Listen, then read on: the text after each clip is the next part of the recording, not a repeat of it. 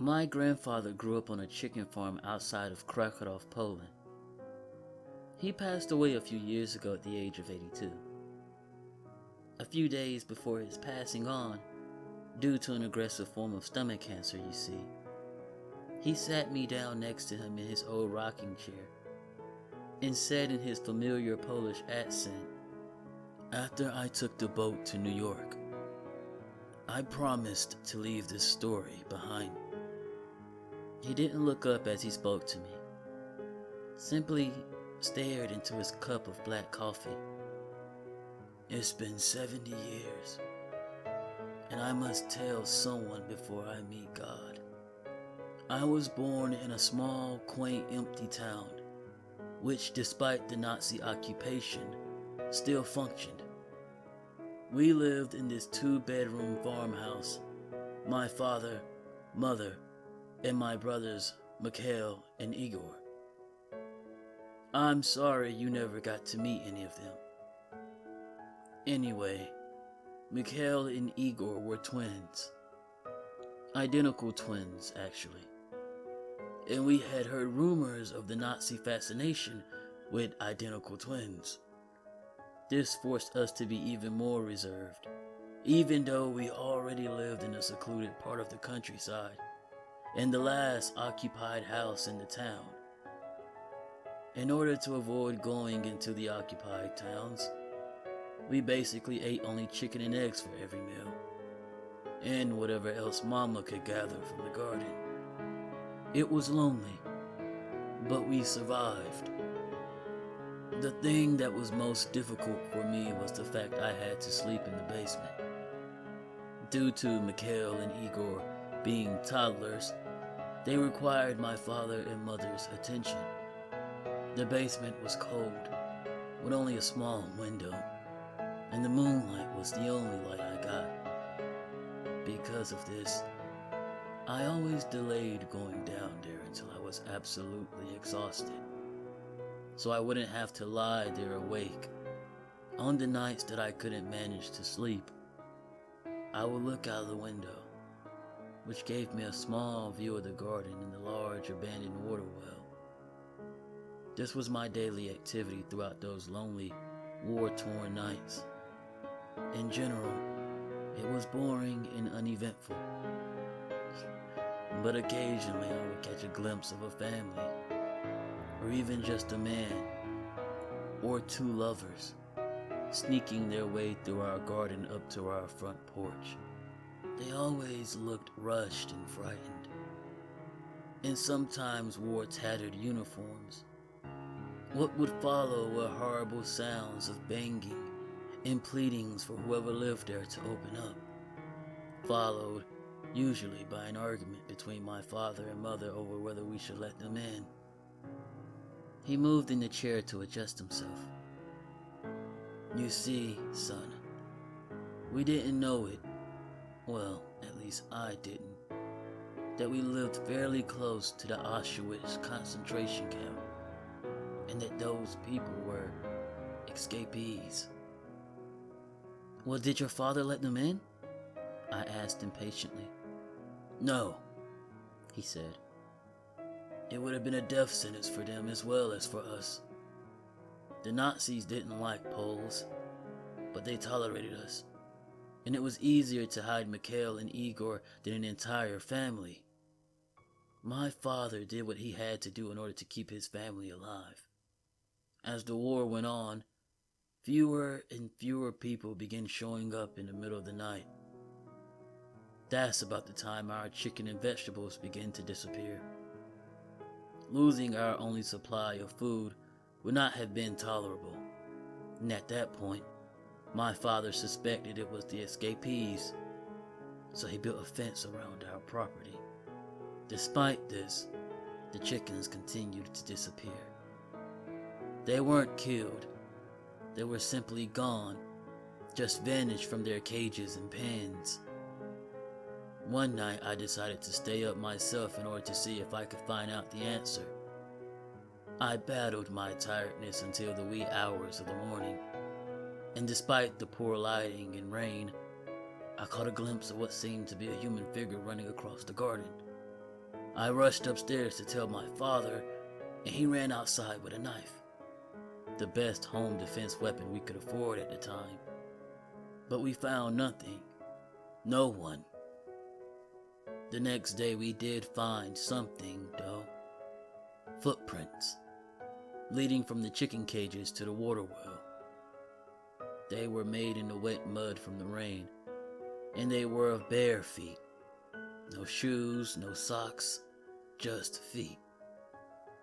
My father had mercy on the man who was trying to find refuge and left him a note, indicating that he had 2 days to leave, and then he would begin to seal the well. I waited impatiently for my grandfather to tell me about the fate of the man.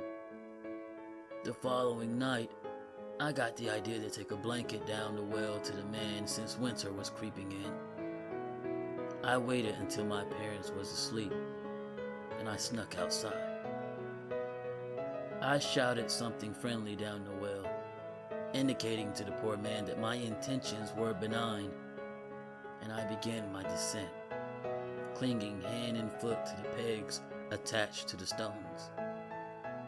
As I neared the bottom, I smelled something absolutely horrific, and I pulled my father's flashlight from my pocket to try and shine it on the man.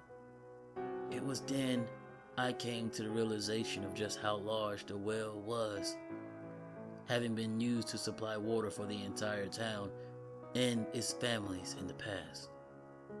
Families which no longer remained. But I found no man, only a hole, a gap in the stone where the wall of the well had collapsed, opening up to some type of crevice only 2 meters wide and 3 meters deep and tall. Inside sat not a man, but an entire family, of which only a single skeleton-like creature survived. The light reflected off of his sunken eyes and gray skin. Blood covered his face, and chicken carcasses were strewn everywhere. A pile of decomposing poultry beside a woman and what I suspected had been her son and daughter, children who couldn't have been much more than 5 years old, and they seemed to have been dead for weeks. The man, if he could even be called that, just gazed at the light, and I stared back, incapable of breaking his stare. I did not feel threatened by him, for he lacked any aggression whatsoever. He simply crouched motionlessly, without a sound, next to the putrefying bodies of his loved ones, and the chickens that must have been his source of water, as their meat was uneaten. He was empty, devoid of whatever in us makes us human. He should have realized the members of his family had died long ago, but he was still bringing food for their corpses. He couldn't accept it, I imagined. He did finally turn his head, though, when I shone the light back onto the corpse of his daughter. He stared at her, and then sat down closer to her, and continued his vigil. "You can leave now," I said to him.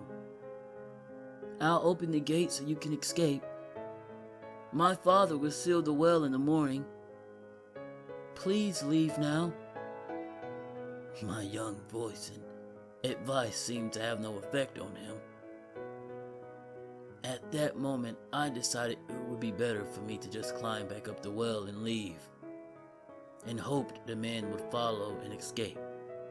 As I began to climb, I shone the light on him one final time. "What did you see, Grandpa?" I shuddered. I saw a tear fall from his eye. He had become a man once again. He was only able to break free from the delusion after seeing the body of his daughter, I think, which had until that time been obscured by the darkness. He realized then that he had been bringing food not to his family, but to corpses. That night, it rained again. But in the morning, when my father returned to seal the well, I found no footprints leading out of it.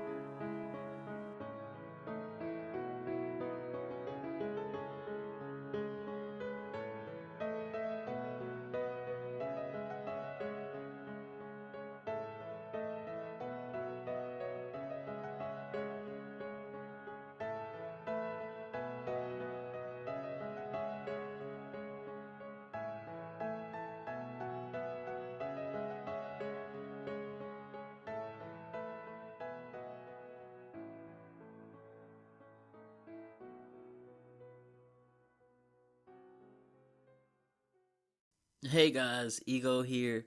I just wanted to, talk about this story, The Whale. Right? It was really well put together, pun completely intended. Um it was short, but it was very well grounded with the fundamentals of storytelling in my opinion. Um I don't know. Down in the comments, let me know how you felt about the story. I enjoyed it. Don't forget to like, don't forget to comment, don't forget to share. If you didn't like my creepypastas, I have gameplay on my channel, funny gameplay on my channel. Um, if you did like the creepypasta and you have friends that enjoy creepypasta, share them with your friends. It's the small things that count. You guys are literally the backbone of my channel. You're more important than the likes. You're more important than the comments. You're more important than YouTube algorithm. Like, you guys are what will make this channel, something that we all can be proud of. So, in saying all that, I want to say thank you for giving my channel a shot. Thank you for giving my videos a shot. And I hope to see you in the next one. Peace.